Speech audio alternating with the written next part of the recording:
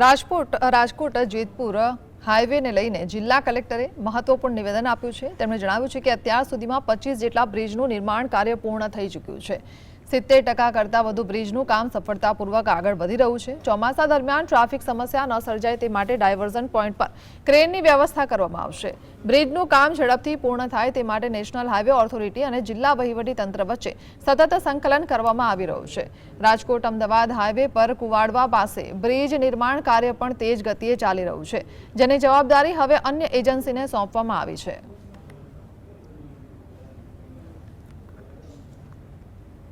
Planning જે છે લગભગ મોર દેન 25 ના આજુબાજુ બ્રિજની પ્લાનિંગ હતી, પણ આમાં મોટાભાગે બ્રિજ જે છે આ શરૂ થઈ ગયા છે। 3-4 બ્રિજ હજુ પણ પ્લાનિંગમાં છે, જે આમાં સમય લાગશે। સાથે સાથે મોર દેન 70% વર્ક જે છે આ લાસ્ટ મેં આપને બ્રીફ કર્યા હતા, પૂરા થઈ ગયા છે।